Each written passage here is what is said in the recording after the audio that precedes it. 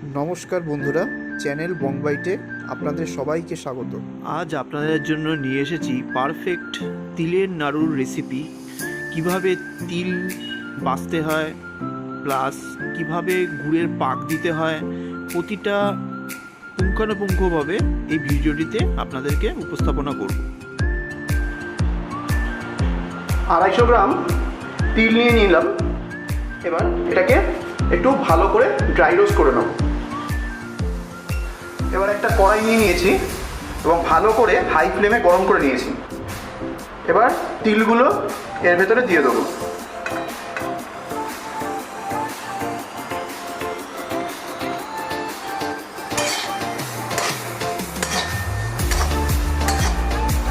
লো medium ফ্লেমে ভালো করে তিলগুলোকে একটু রোস্ট করে নেব।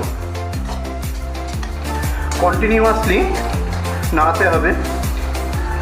নাড়াতে নাড়াতেই হালকা হালকা দেখবেন ব্রাউন কালারের একটা সুন্দর রং চলে আসবে।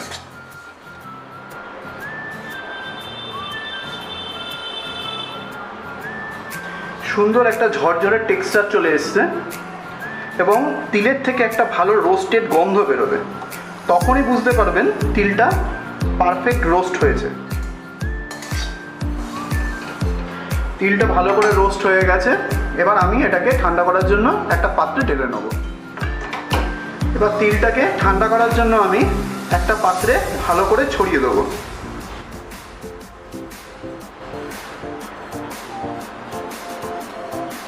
এবার এটা ভালো করে ঠান্ডা হয়ে গেলে তবেই এটাকে আমি গুড়ের সঙ্গে মিক্স করব।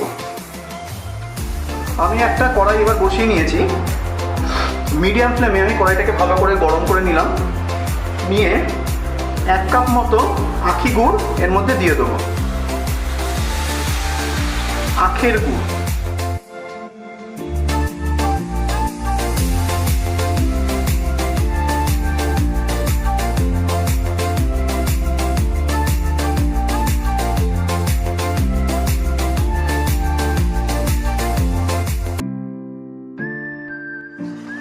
এবার আমি লো ফ্লেমে দিয়ে দিলাম। লো ফ্লেমে দিয়ে একটু জাল দেবো। এবার হাই ফ্লেমে দিয়ে জাল দেবো না।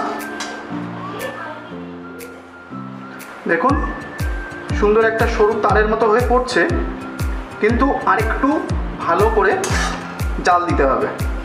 এখনও একটু তরল আছে, আরেকটু জাল দিতে হবে।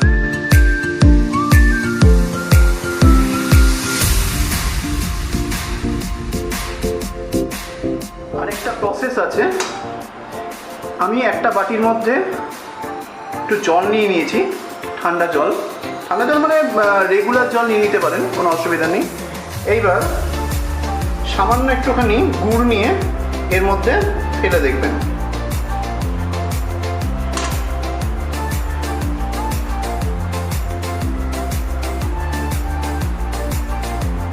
দেখুন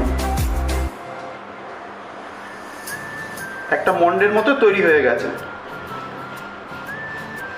সুন্দর একটা মন্ডের মতো তৈরি হয়ে গেছে। তার মানে আমার এই গুড়ের যে পাকটা খুব সুন্দর হয়েছে এবং তিলের নাড়ুটাও খুব ভালো হয়।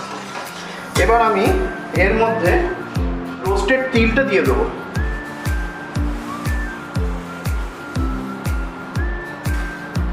দিয়ে ভালো করে মিক্স করে নেব।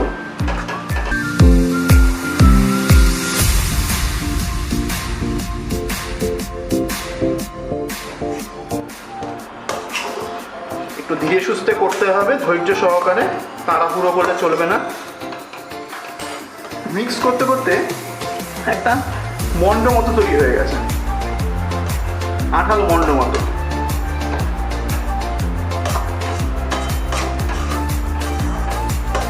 যখনই বুঝবেন এরকম আঠালো মন্ড মতো তৈরি হয়ে গেছে, সহজে খুন্তি থেকে পড়বে না, এই দেখুন খুন্তি থেকে পড়ছে না, তখনই বুঝবেন এর পাকটা সুন্দর মতো হয়ে গেছে।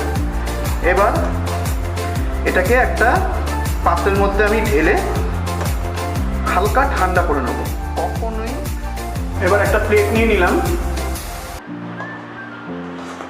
এই তিলের আর গুড়ের মিক্সচারটা এর মধ্যে দিয়ে দিলাম। এবার এটাকে সামান্য একটু ঠান্ডা করে নিতে হবে, কারণ গুড় জাল দিলে প্রচণ্ড পরিমাণে গরম হয়ে যায়, সেটাকে কোনো সময় হাত দিয়ে ধরা উচিত না, ঠিক আছে? একটু ঠান্ডা হতে দিন। সামান্য ঠান্ডা হলে সঙ্গে সঙ্গে গরম অবস্থাতেই একটু একটু করে করতে হবে। সেরকম হলে হাতে একটু জল নিয়ে হাতে বুলিয়ে তারপরে রোল করবেন। এবার হালকা ঠান্ডা হয়ে গেছে, এবার একটু একটু করে নেব।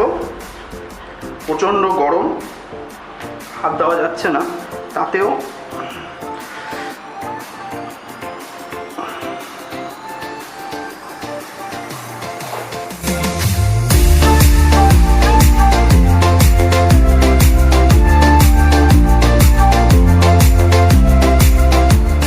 করে পরপর পরপর বানিয়ে নিতে হবে।